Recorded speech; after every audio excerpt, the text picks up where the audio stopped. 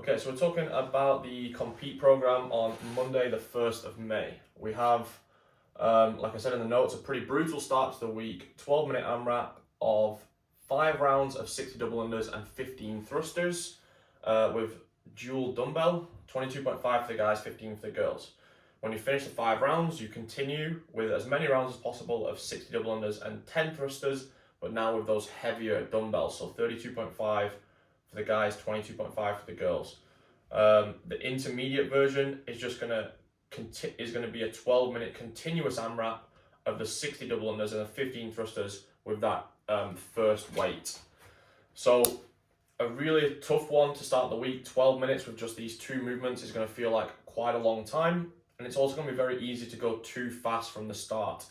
If you know that these movements are not great for you, then I would definitely consider maybe you still do the first round unbroken, but from round 2 onwards, purposely breaking rather than being forced to break on the thrusters especially. Double unders is actually a movement that people very rarely think about purposely breaking, but if it's a bad movement for you, setting yourself targets like 20-20-20 with a small break. Obviously you're not going to put your rope down, you're just going to hold it in front of you, give the shoulders just a quick break to be able to then transition into those thrusters a little bit faster and try and take away one break from the thrusters.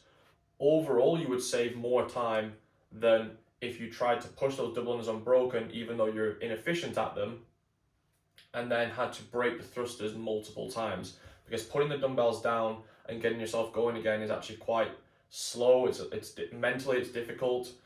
So I would say that breaking from the early rounds will pay off in the 12-minute AMRAP, especially if you're a person that's going to advance to that heavier set of thrusters. That advice is mostly to the RX athletes. If you're an elite athlete or competing at that elite level, then you probably have the capacity to push unbroken thrusters for quite long.